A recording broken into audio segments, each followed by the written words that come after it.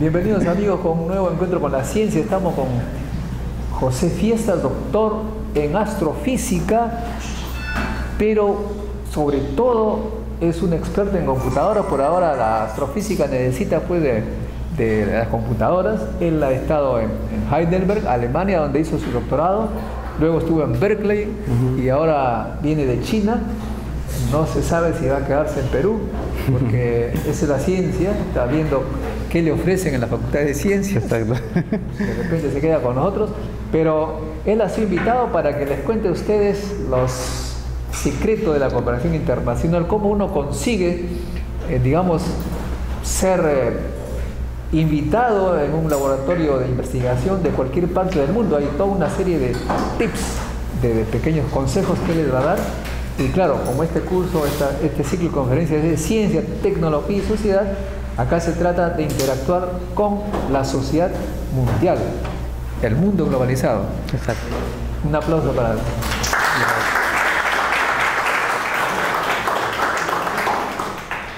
Bueno, muchas gracias, bienvenidos a todos. Estoy muy contento de estar acá. ¿Se escucha bien?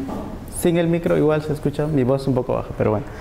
Gracias por la invitación y sobre todo contento de estar acá y poder un poco compartir experiencias, que es lo que al final hace una carrera, ¿no? La experiencia. Voy a hablar un poco de astrofísica, quizás al final, para motivar un poco a la gente interesada. Ciencias de la computación porque, bueno, yo soy astrofísico o astrónomo, es equivalente, y me orienté a la teoría, ¿no? Yo siempre me gustó la astronomía y me gustó leer primero a Einstein, luego Max Planck, gente que se ha dedicado siempre a la teoría. Y el centro de la teoría a inicios del siglo pasado fue Europa. Entonces yo dije, bueno, tengo que ir allá, tengo que aprender cómo ellos han aprendido y cómo yo también me puedo desarrollar en la teoría de física o astrofísica en este caso. Pero poco a poco me fui metiendo mucho en la informática o ciencias de la computación porque hoy en día ya no se hace teoría solamente en lápiz y papel, sino hay que programar. Tú tienes tus modelos teóricos, los cuales se desarrollan en tu computador y necesitas mucho poder computacional para probar que tu teoría es real y exacta y que los astrónomos, en este caso, que observan el cielo, van a poder comprobar tu teoría haciendo imágenes de galaxias lejanas, estrellas, planetas, etc. Por eso justamente yo me defino como una mezcla de informático y astrofísico, que en realidad todo astrofísico es eso en el fondo, hoy en día. Bueno, pero vine a hablar un poco de la colaboración científica, de cómo cooperar con gente en tu área, en general, ¿no? Yo voy a hablar un poco de astrofísica al final, pero yo quiero un poco abarcar el tema en general. Y aquí hice un diagrama un poco aproximado, basado sobre todo en mi experiencia, pero ustedes pueden comparar y pueden sacar algunas conclusiones y consejos de acá. La cooperación, bueno, quisiera empezar con la idea de que el ser humano es un ser social, ¿no? Cuando uno habla de cooperación, habla de interactuar con gente y siendo el ser humano un ser social, uno nunca deja de cooperar o interactuar durante toda su vida, ¿no? Eso lo vemos todos los días nosotros cuando salimos a la calle y no estamos en nuestras casas. Un poco he tratado de clasificar temporalmente las etapas en las que un científico se desarrolla, empezando con el estudio de pregrado, ¿no? O la universidad, que me parece que muchos de ustedes acá están en la universidad estudiando física, computación o cualquier otra carrera y empiezan con el pregrado, ¿no? Que lo importante, sobre todo la formación académica es muy importante. Eso mucho no depende de uno mismo. Cuando uno está estudiando, uno tiene que cumplir un syllabus, tiene que rendir unos exámenes donde tiene que demostrar que lo que se le ha enseñado lo ha aprendido, y por eso uno no tiene mucho espacio para crear o para modificar lo que ha aprendido. Pero sin embargo la formación académica, como van a ver, va a ser muy importante para el resto, para las siguientes etapas, ¿no? Muchas veces uno hace una tesis. En mi caso yo sí hice una tesis de bachiller o máster antes de seguir con el posgrado. Y eso quizás es el primer momento en que uno se choca con la realidad, por decir en términos de investigación o la carrera cuando uno ya es profesional. ¿Y por qué? Porque uno no solamente está en contacto con su profesor, que ya es una interacción, porque el profesor supervisa tu trabajo, sino que también en muchos casos tiene que experimentar o tiene que desarrollar modelos o conceptos teóricos basados en otros investigadores o basados en gente que está trabajando contigo también. Es el primer momento en que uno ya interactúa, ya coopera, ¿no? Colabora con colegas. Cuando uno pasa al posgrado ya es la cosa un poco más seria, y ahí en mi experiencia, les cuento, es un poco que yo me interioricé. Mucha gente o muchos estudiantes de posgrado que hacen el doctorado ya tienen un poco el temor de que su investigación no sea un éxito y ya no comunican a veces. Se comete el error de no colaborar, porque se tiene todavía un poco la impresión de que uno tiene que concentrarse tanto en su trabajo que no tiene tiempo para tratar de cooperar con colegas, ¿no? Que también hacen doctorado. Es un error porque no aprende, ¿no? Cuando uno no coopera, no interactúa, no aprende. Y según mi opinión, yo creo que se debe seguir continuando con la cooperación. Y bueno, en la parte de postdoctorado, investigador o profesor, o si uno sigue la línea científica de la investigación, ya uno más se concentra en desarrollar y llevar al éxito proyectos propios, ¿no? Muchos empiezan temprano, otros después, pero ya es el hecho de tener un grupo de trabajo, que es de nuevo interactuar, ya no solamente a un nivel, sino a todos los niveles, porque uno tiene que supervisar estudiantes, tiene que supervisar otros postdocs que están empezando, y ya es más complejo, pero cuando uno gana la experiencia desde antes, entonces ya se hace más rico el aprendizaje, cuando ya estás en este nivel. Ahora, eso es más o menos desde mi punto de vista cómo hacerlo o cómo pasa temporalmente, pero ahora la pregunta es cómo hacerlo, ¿no? Cómo cooperar. ¿Cómo un estudiante coopera normalmente cuando le dejan una tarea y no la hace solo, la hace en grupo simplemente? Los grupos de estudio son muy importantes siempre y cuando sirvan de algo. Yo me acuerdo en el colegio y también un poco en la universidad había muchos, los que le dicen los chancones, ¿no? Los que saben todo. Y esas personas decían mucho, a veces ellos no estudian y solamente van al grupo para demostrar que saben o algo así. Pero ese no es el sentido de cooperar. El sentido de cooperar es trabajar con tus compañeros de estudio y aprender y enseñar lo que sabes. Y eso es justamente lo que se hace en grupos de estudios durante la carrera. De paso, los equipos de investigación del mundo son multitudinarios a veces. Claro, hay de todos los niveles y todos aprenden, que es justamente la idea. Bueno, las prácticas preprofesionales también son muy importantes porque son dos niveles de interacción, con tus compañeros en este momento y con tus profesores, que son los que en principio te enseñan y que resuelven tus dudas. Estas prácticas muchas veces hay que buscarlas, a veces no se ofrecen, no son cosas obligatorias. Yo recuerdo cuando hice mi primera práctica de astronomía, no tenía que hacerlo, me gustó tanto que la hice 2 veces. Y es porque uno aprende más mientras más interactúa, aprende más mientras más experimenta en este caso.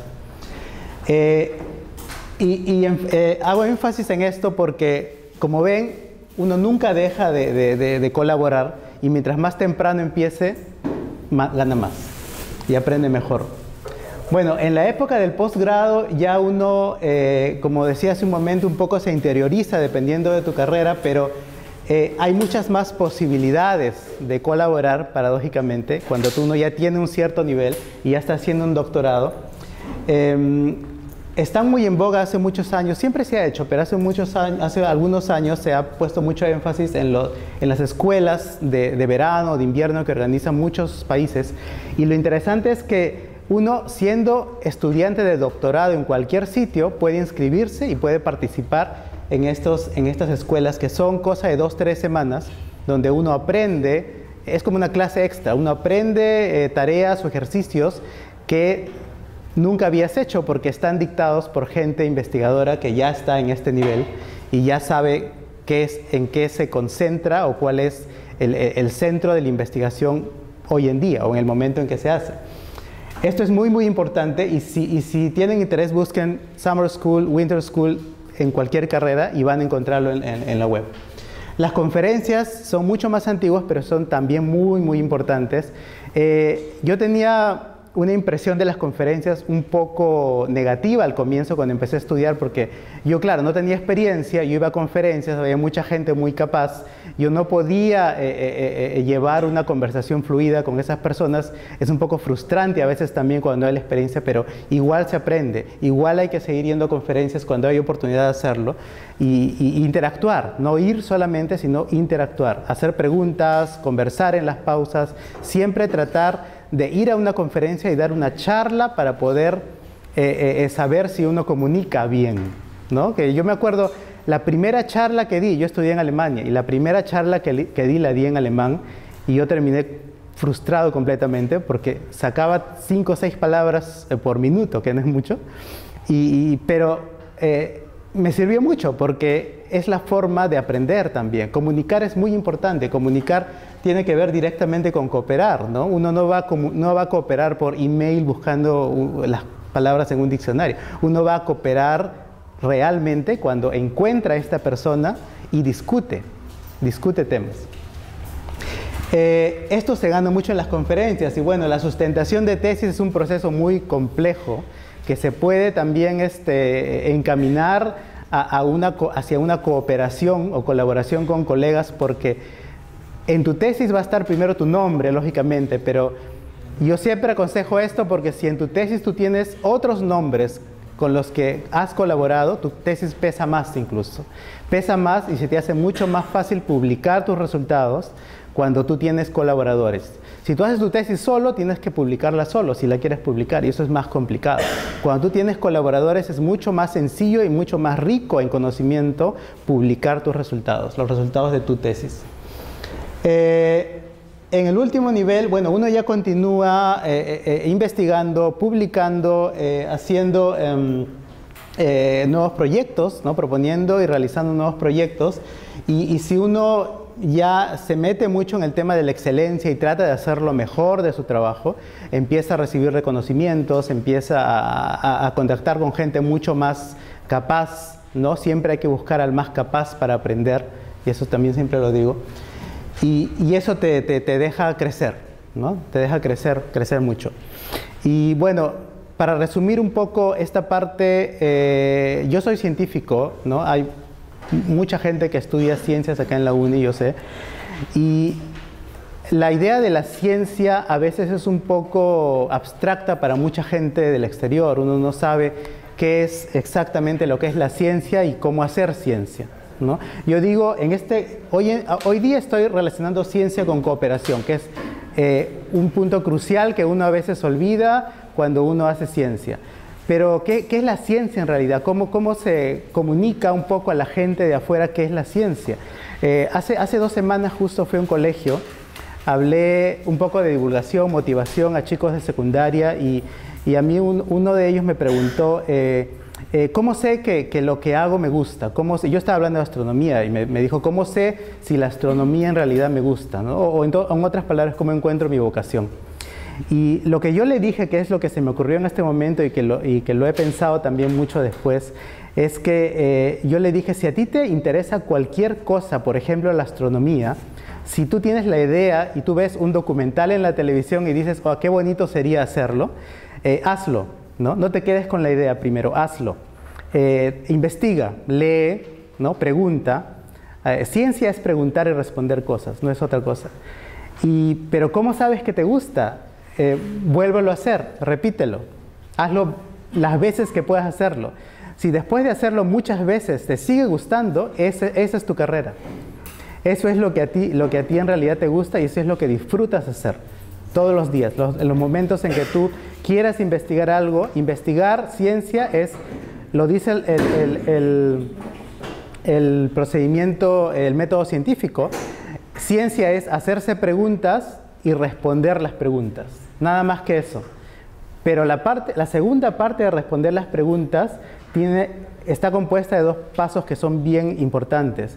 Primero es responder la pregunta de acuerdo a tus conocimientos y de acuerdo a lo que has investigado, de acuerdo a las conclusiones a las que has llegado con las personas con las que has colaborado o cooperado para resolver esa pregunta. Y lo tercero, que es lo más importante, es comprobar la respuesta que has encontrado. Si no puedes comprobar la respuesta con la realidad, tienes que volver al paso 1. Y eso es simplemente ciencia, lo dice el método científico, lo saben ustedes, y eso es justamente lo que hace simple y armoniosa la ciencia. Y en este caso, se imaginan si uno puede responder una pregunta científica, ¿qué no se puede hacer si uno coopera con mucha gente que tiene el mismo interés y que tiene la misma capacidad o mejor capacidad incluso, que es lo que uno busca? Bueno, un poco para graficar de lo que estoy hablando. Eso es solamente mi experiencia, no quería sacar fotos de otros sitios. Aquí tengo una foto de un summer school en Heidelberg con gente en esa época, estudiantes, algunos profesores. Es un ambiente muy ameno, muy informal, y donde uno habla de ciencia, todos son astrofísicos, y tratamos un poco de llevar las conversaciones serias, amenas. Estábamos celebrando un cumpleaños, aquí hay una torta, y hacíamos una especie de pequeña conferencia informal. Esto yo lo he experimentado muchas veces allá. Simplemente 2, 3 profesores se unen y hacen una pequeña conferencia en una ciudad X, en un observatorio en este caso, ¿no?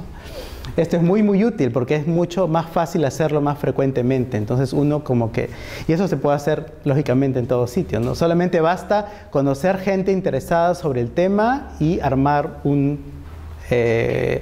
una serie de temas y definir los días y ya está. Y encontrar un sitio donde reunirse. Bueno, estas son conferencias un poco más grandes. Últimamente he estado mucho en Asia, ¿no? Esto fue en Corea, esto fue en China, donde, como digo, hay bastante gente. A veces uno, cuando va la primera vez a una conferencia, se marea por tanta gente, no sabe con quién hablar, no sabe a quién presentarse. No siempre hay un profesor o un supervisor que te puede decir, habla con este. O a veces en conferencias más grandes ponen proponen una forma de comunicar escribiendo una carta y poniéndola en un casillero para acordar cita con tal o cual persona. Siempre informarse antes de ir a una conferencia quién va a hablar y de qué va a hablar para ver si a uno en realidad le interesa y vale la pena hablar con esta persona. Preparar 2, 3 preguntas, acercarse a la persona y empezar la comunicación. Y eso, por lo que he visto, no fue mi caso, pero he visto muchos casos en los que muchos estudiantes han empezado a hacer doctorado gracias a ir a una conferencia y hablar con un profesor. Y esto pasa muchas veces, aparte de que hay programas internacionales que les voy a mostrar también. Pero a veces esas preguntas se hacen por Facebook y tienen el mismo resultado. Claro, bueno, el mismo resultado, eso también es una pregunta, ¿no? Para mí el contacto personal es ineludible, tiene que haber contacto personal, pero claro, el contacto también muchos lo hacen por email, incluso por Facebook. Hay muchas formas de contactar y eso ayuda mucho porque te hace notar, ¿no? Alguien en Berkeley sabe que tú existes, sabe lo que haces y eso es importante, insistir siempre. Bueno, quería ir un poco más allá con el diagrama inicial. Un poco también está en el mismo esquema temporal de las conferencias, schools, ¿no? Todos estos escuelas de invierno y verano que hay para estudiantes, workshops, la tesis, publicación, divulgación. Esta parte de la divulgación científica es también muy importante, en muchos sitios está es muy apreciada. Y los proyectos de investigación, son todas formas de mostrar o de desarrollar una cooperación con colegas, ¿no? Que pueden ser de otros países naturalmente, y hoy día con la tecnología se hace muy fácil también cooperar. Y bueno, siempre, al final, ¿para qué se hace todo esto, ¿no? ¿Para qué por medio de la cooperación se publica, se va a conferencias, se participa en workshops y todo esto? El objetivo final, como es el objetivo científico, es la innovación, es el desarrollo, es lograr con tu tesis, con tu publicación, algo nuevo, algo que todavía no exista, por pequeño que sea. Siempre tiene que haber un objetivo al final, ¿no? Un resultado. Y la tesis y la introducción y el fondo teórico, todo el relleno que es necesario, todo se va a concentrar al final en el objetivo. Las primeras publicaciones que yo hice, mi supervisor siempre me dijo, concéntrate en el objetivo, porque yo cuando recibo, o sea, él, cuando recibo un paper nuevo para postular a un doctorado, yo veo primero las conclusiones. A veces ni siquiera leen, porque en principio los fundamentos teóricos ya son conocidos por muchos, y si son de su área entonces mucho mejor. Pero lo primero que se ve es el final, el resultado. Y claro, el abstract, el resumen pequeño de un par de líneas y el resultado final. Y eso es lo que pesa mucho, porque un experimentado se da cuenta inmediatamente si el resultado final vale o no vale. Buscar siempre la excelencia, eso es muy muy importante, porque uno tiene que tratar siempre de destacar, de hacer algo un poco más de lo que alguien antes ha hecho. Y en realidad la ciencia se desarrolla así, todos los inventos, todo lo que se crea no es en la mayor parte de los casos nada nuevo, sino todo mejorado. Es con cosas que ya existieron muchos años, cosas que por la tecnología quizás del momento no se han podido hacer, y la tarea del investigador es mejorar ese conocimiento, ¿no? Y aplicarlo a la realidad, ¿no? Que es la tecnología que vemos hoy en día, por ejemplo. Bueno, de la crítica y el debate lo hemos discutido un poco. Es bien importante discutir, debatir, contradecir a veces muchas cosas que nos dicen, porque si no, no hay forma de ganar nuevo conocimiento. Cuando uno está contento con lo que dijo mi profesor y no hay forma de contradecirlo, entonces ya ahí queda la cosa, ahí ya no se puede mejorar. Siempre hay que innovar, hay que tratar de buscar lo que falta de lo que nos enseñan.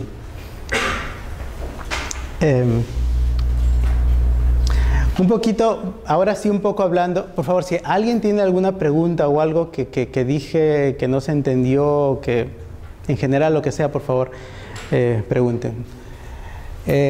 Quiero un poco volver a lo mismo que he dicho, aclararlo un poco con un ejemplo. Gracias.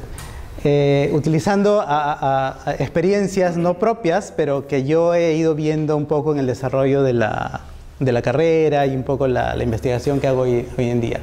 A mí siempre me gustó la informática, ¿no? La informática y la astronomía. Y al final, cuando estudié astronomía, yo pensé que iba a trabajar en un telescopio gigante y que iba a hacer imágenes del cielo y que iba a analizarlas y todo esto. Pero como yo me dirigí un poco a la teoría, me di cuenta que yo podía usar la informática para hacer estudios de astrofísica, y eso me gustó mucho más incluso. Y por eso en los últimos años, desde que hice un postdoc en Estados Unidos, empecé a meterme más a la informática, trabajé con un grupo de informáticos y es un mundo distinto al que yo estaba acostumbrado, pero es muy muy interesante. Bueno, quería mostrarles la fotografía de este señor. Eso fue un ingeniero electrónico, estudió electrónica y fue el considerado padre de la supercomputación. Fue la primera supercomputadora que existió en el mundo, la creó él con un grupo de ingenieros, otro ejemplo de colaboración, ¿no? Padre de la supercomputadora no quiere decir que él le hizo solo, ¿no? Él hizo con un grupo de gente que sabía del tema.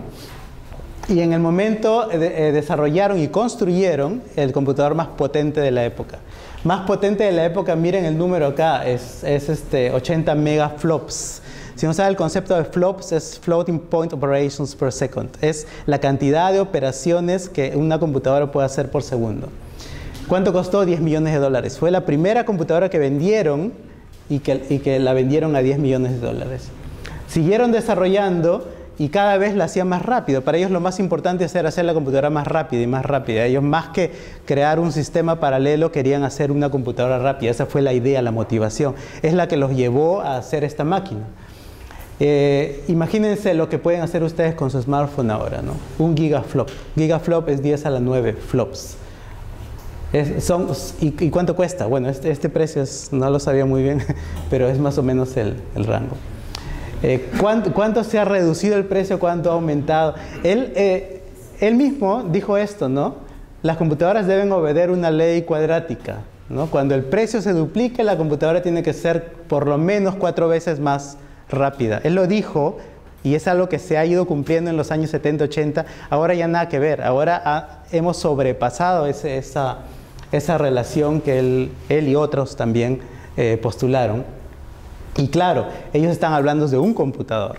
Ahora tenemos supercomputadores. Supercomputadores es un conjunto de procesadores que son cientos y hasta miles de veces más rápidos que uno solo.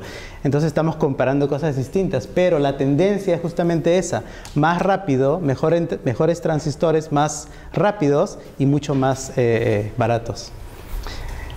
Este es un muy buen ejemplo de motivación, cooperación, ¿no? Y éxito. Ahora, quería un poquito irme al lado astronómico, ¿no? De la astrofísica y todo esto que me apasiona. Y viajar un poquito más en el tiempo para atrás. O sea, ya vamos a la época de las exploraciones marítimas, de Cristóbal Colón y todo eso, incluso un poco antes, más que 300 años, pero es importante esa época porque fue la época de la revolución científica, ¿no? Buscando descubrir nuevos mundos se hizo ciencia y desde entonces no hemos parado. Y ahora vamos a otros planetas y todo esto. Bueno, hablando un poco más de la astronomía, hace 300 años nuestros modelos astronómicos del sistema solar se veían así más o menos, ¿no? Los planetas, el Sol en el medio, un poco todo mecánico, ¿no? Las constelaciones acá abajo, habían relojes solares y todas esas cosas existían ya en esa época, que ya eran novedosas, estaban todos motivados por descubrir qué hay más allá del horizonte y todo eso los llevó a desarrollar la astronomía en este caso. Bueno, volvemos a hoy día y ahora ¿qué tenemos? Tenemos nuestra PC, nuestra computadora, nuestros modelos del sistema solar, que es lo mismo que estamos viendo acá, solo que ahora lo hacemos naturalmente en una forma mucho más exacta y podemos manipular los cuerpos celestes como queremos nosotros, ¿no? Crear nuevos modelos y hacer todas estas cosas. Pero hemos ido mucho más allá y hasta ahorita no hay límite, podemos ir mucho más allá en construir lo que Seymour Cray creó hace 50 años, supercomputadores, ahora se ven más o menos como esto. Y ahora ¿qué podemos hacer? Podemos simular el universo entero. O sea, lo que nosotros podemos observar del universo. Podemos simularlo, podemos saber cuál es su distribución, si es homogénea, heterogénea, si se expande en realidad, como dicen, qué pasaría si se sigue expandiendo, qué pasaría si se deja de expandir. Todo eso lo podemos ver en las computadoras y eso es la astrofísica de hoy. Ahora, volviendo un poco a mi experiencia en lo que he un poco hecho, yo he trabajado con supercomputadores ya hace más o menos 5 o 6 años y la primera vez que me encontré con un supercomputador fue acá en Alemania. Este es el estado actual del supercomputador. Antes teníamos solamente como dos armarios, ¿no? Eran solamente 20 nodos, ahora tienen 85 nodos. Y en estos computadores son en los que nosotros simulamos evoluciones de galaxias, agujeros negros y todo lo que la gente descubre al analizar imágenes del cielo. El fondo teórico y físico del asunto, todo pasa acá. Y bueno, luego me fui a Estados Unidos y ahí hice lo mismo, tenía otro clúster un poco más pequeño y actualmente estoy acá en Pekín con un clúster un poco más grande. Ahorita China tiene los computadores más grandes del mundo, más rápidos del mundo, perdón, y también más grandes. Y con esto, con 170, 80 nodos se puede hacer mucho, mucho más. Ahí sí podemos desarrollar teorías que no se pueden hacer en un computador personal. Eso es un poco la astronomía, lo que siempre me ha motivado y a mis colegas de querer descubrir algo más, ¿no? Cada publicación es un grano más de arena en el conocimiento de por qué las cosas pasan como pasan en el cielo, por qué vemos esto y por qué no vemos el otro, por qué el Sol tiene ese tamaño, la galaxia tiene esa cantidad de estrellas y no otras, por qué gira en determinada dirección o con determinada velocidad y no en otra. Todo eso nos ha llevado a descubrir cosas pequeñas, pero que si las sumas, ¿no? Y si esa interacción con colegas te lleva a la conclusión de que tienes que cambiar alguna teoría más grande, como lo famoso que es ahora las teorías de la materia oscura y la energía oscura y todo eso, que mucho no se sabe. Eso es lo que te da la riqueza del conocimiento al final del día y que te hace pensar siempre más allá. No hay límite para la imaginación y si la imaginación está basada en teoría demostrable y se ve, eso es ciencia, de nuevo.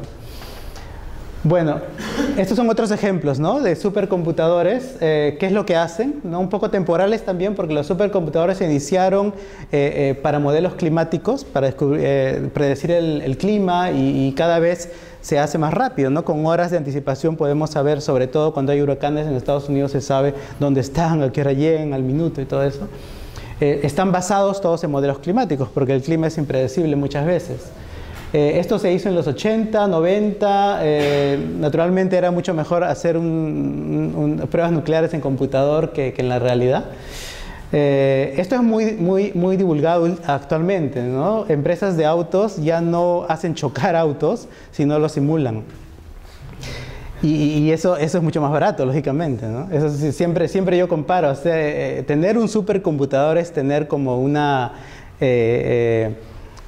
caja de maravillas que tú puedes simular en el supercomputador lo que quieras en principio.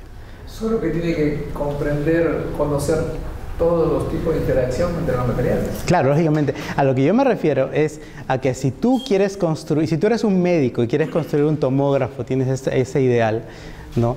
¿Cuánto te cuesta? Millones de dólares, porque tienes que hacerlo a escala, tienes que contratar ingenieros, tienes que ver las resistencias, tienes que ver si va a funcionar. Pero ¿por qué no lo simulas? Y te cuestan horas de cómputo y puedes hacer los tomógrafos que quieras en la computadora, algo como esto, ¿no? Diseñar máquinas. Y no te cuesta así, no te cuesta millones de dólares, te cuesta lo que te cuesta utilizar un supercomputador en alguna universidad o en algún otro país. Bueno, y lo último es un poco el lado oscuro de la computación, ¿no? De descifrar códigos secretos y lógicamente si tienes mucho más poder computacional puedes hacerlo mucho más rápido. Esto está muy en boga actualmente, biología... Lo anterior tiene que ver con la ciberseguridad. Sí, claro, eso se hizo mucho hace 20 años, se dejó de hacer, pero hay muchos software experimental que justamente te descifra los códigos muy rápido, ¿eh? O sea, es un poco peligroso también, está muy controlado. Esto está muy en boga justamente actualmente en China, que tiene los computadores más potentes. Se están haciendo modelos de formación o plegamiento de proteínas. Esto es muy interesante para la medicina y, por ejemplo, si uno manipula los genes en la computadora puede descubrir o tener más conocimiento sobre cómo se origina el cáncer o otras enfermedades genéticas. Y esto con los supercomputadores de Tianhe, que es una ciudad en China, se está haciendo bastante este tipo de investigación.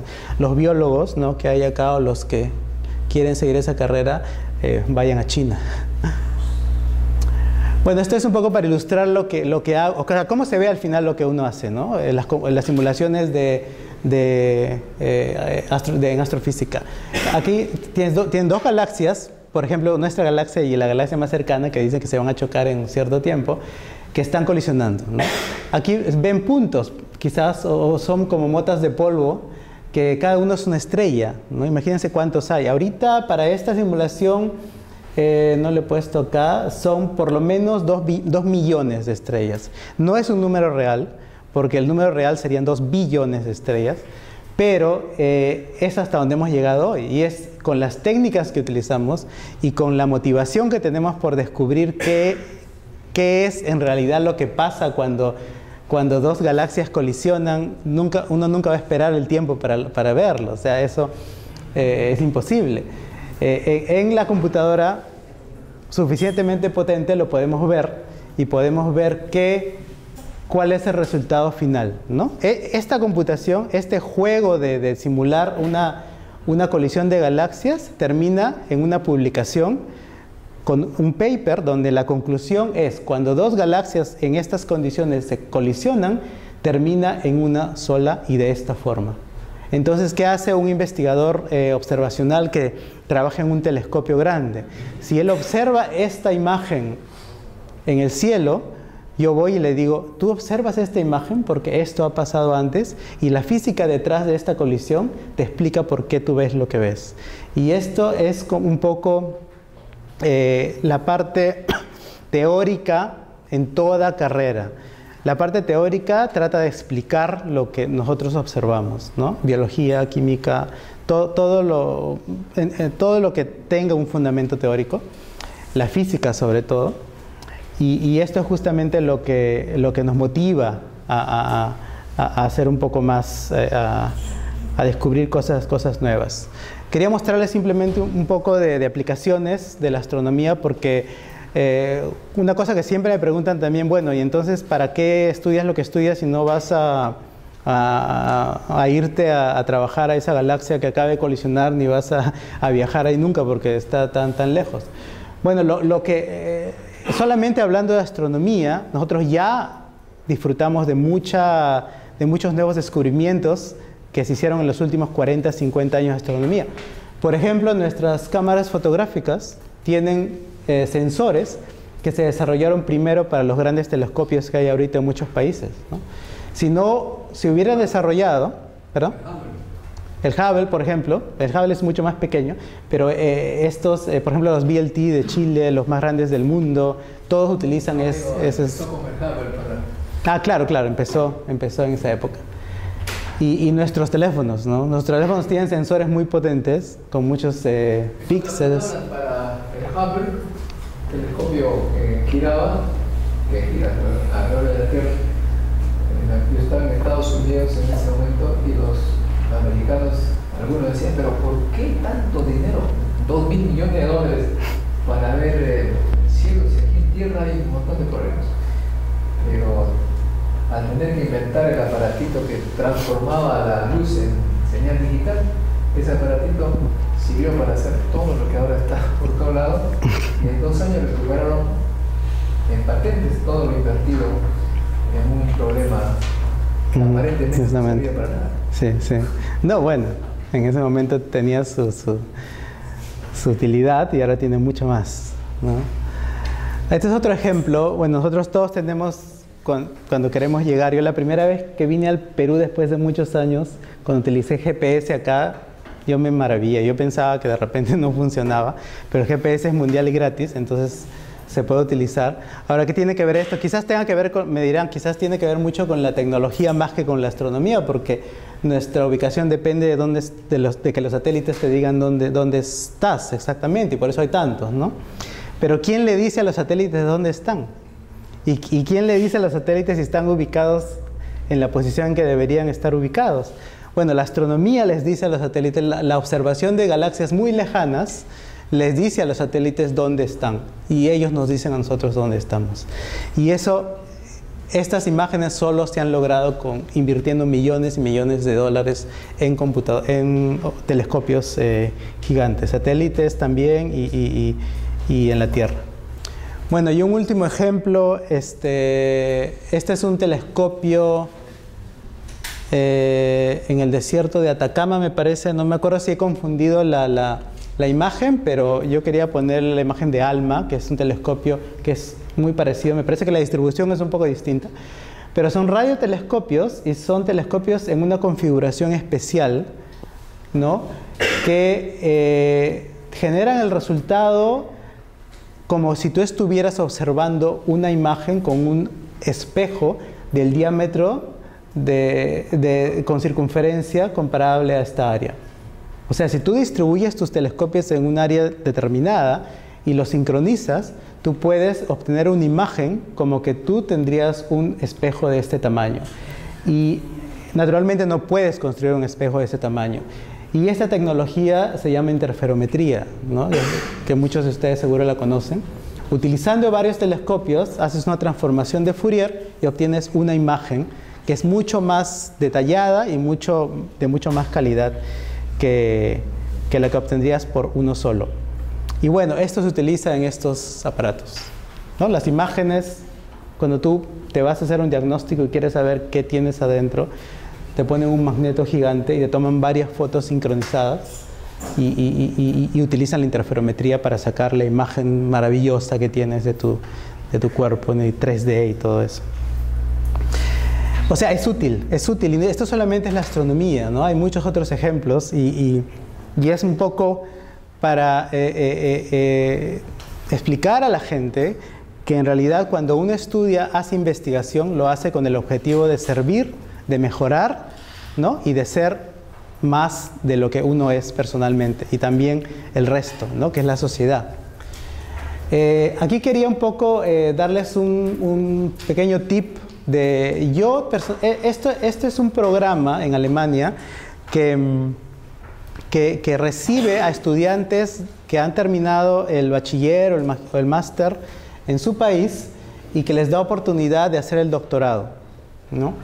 Esto se creó hace algo de 8 años, 9 años me parece, justo cuando yo terminaba mi doctorado crearon este programa. Es muy útil, yo lo he visto directamente, ¿no? El trato y el ambiente que se les da a los estudiantes es muy adecuado para desarrollar los potenciales.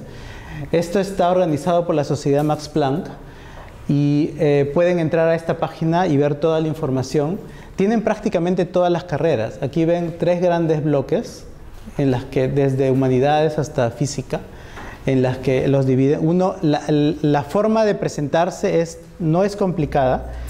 Lo importante es, de nuevo, tratar de contactar gente que trabaja en Max Planck, que trabaja en universidades que tienen que ver con institutos Max Planck y que pueden ayudarlo, pueden darles un espacio en su grupo de trabajo si es que la Sociedad Max Planck los acepta como estudiantes de doctorado.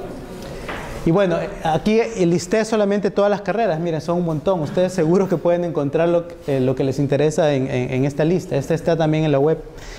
Y la idea es simplemente tratar de contactar a esta gente y de formular un interés, ¿no? Cuando tú tienes seguro un interés cuando tú estás terminando tu carrera y sabes en qué te gustaría investigar, ¿no? Busca al profesor que haga eso, busca lo que ha hecho y trata de comentar su trabajo y de decir, a mí me gustaría, yo estudio acá y podría postular a esta beca, por ejemplo. Hay muchas en el mundo. Hay muchas, sí. Este es un ejemplo de Alemania, que es el Max Planck, es como la institución más grande en Alemania para ciencia e investigación. Y en muchos países busquen por fellowships, PhDs, y van a encontrar programas. Los programas son muy confiables. Ahora, hay otras formas también, ¿no? Como les comentaba hace un rato, van a una conferencia, se acercan a un profesor y le dicen, a mí me interesó mucho su charla y yo tengo esta idea, y le muestran quizás un gráfico, algo que hayan preparado, o simplemente le explican por qué les interesa lo que él hace o ella. Y de esa manera empiezan la comunicación, empieza un poco la discusión, ¿no? Y así aprenden, ¿no? Y así ganan oportunidades también. Y yo personalmente lo hice con mi profesor de doctorado, yo lo contacté por mi cuenta. En esa época, claro, no había un Max Planck todavía así institucionalizado como ahora, mejor dicho, este programa de Max Planck. Y yo me acerqué al profesor y le dije, a mí me interesa, yo fui a su oficina porque estaba ahí, ¿no? Entonces era un poco más fácil y discutimos y él estuvo presto a presentarme a sus colegas, a presentarme a sus estudiantes y al mes estaba trabajando con él. Entonces, cuando uno no comunica y no colabora y no coopera con gente con el mismo interés, entonces nunca va a ganar esa oportunidad que está ahí. Y si uno pierde la oportunidad, no importa, porque la oportunidad igual vuelve. Si uno la busca, igual vuelve. Y la cosa es prepararse y estar listo para aprovechar, ¿no? las oportunidades que se nos presentan. Bueno, con eso termino. Espero que haya sido de alguna utilidad. Si han alguna pregunta o algo, por favor. Sí.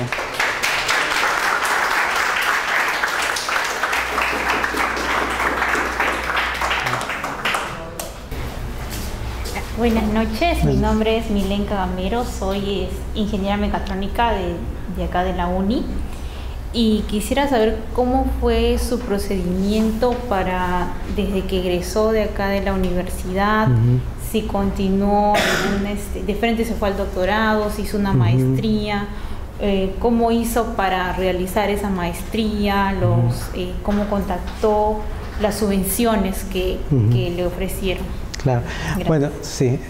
Bueno, mi caso es un poco especial, ¿no? Yo creo que comentamos que yo había estudiado ingeniería acá. Yo estudié ingeniería porque en esa época quizás mi falta de conocimiento y mi inexperiencia no me decía, o sea, yo no sabía que habían becas, ¿no? Y que podía acceder a becas.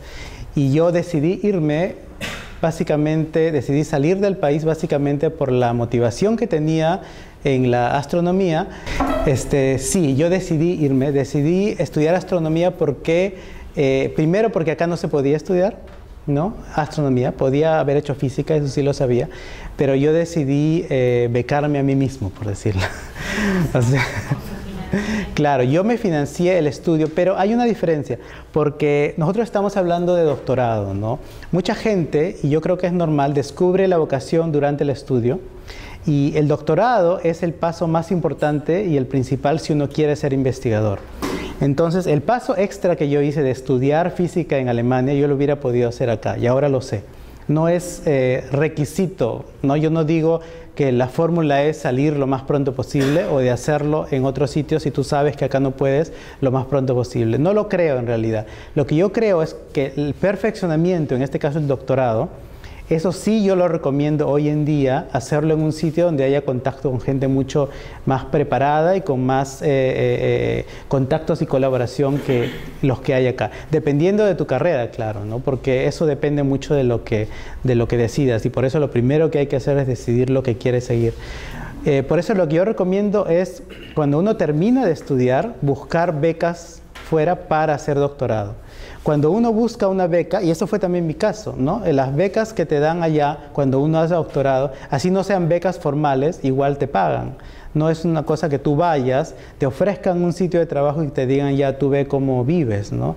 Siempre es pagado, y eso antes dependía mucho de la carrera. Me acuerdo que tenía unos amigos que estudiaban historia y no les pagaban, ¿ya? Un poco raro quizás. Cada vez la investigación en el mundo es tan más importante, ¿no? en el tiempo, que siempre encuentras una posibilidad de estudiar un doctorado pagado. Y eso es a lo que... No solamente el doctorado, hay, por ejemplo, en algunos países que uno se paga la maestría, pero ya el segundo semestre le pagan. Y eso es muy simple de explicar. Esos países viven de los productos de la investigación, y cada joven que investiga para ellos es potencialmente lo que acá diríamos un minero que está buscando oro. Claro, en nuestro país estamos en la época de Tía María, pero allá buscan cerebros que creen. Entonces les pagan lo antes posible y hacen todo lo posible también para que se queden, incluso de maestría. Y como dijo José, lo importante es que ustedes estudien bien aquí donde están, que se saquen la mugre, sí, ¿no es cierto? Porque hay que mostrar algo, ¿no? O sea, y además tienen toda la tecnología y la comunicación por comunicarse con quien deseen. Y por supuesto, eso significa que así como ustedes buscan enamorada o enamorado, usando el Facebook, ustedes pueden conseguir un director, un jefe de ciencia, también en Facebook. Sí, y por otro lado, esta carrera que nos habla José, la astrofísica, es un tema en la que concierne a físicos, ingenieros mecatrónicos, matemáticos. Claro, justamente. Y, José no lo creen, químicos, porque José me contaba que muchas veces hay que saber qué elemento.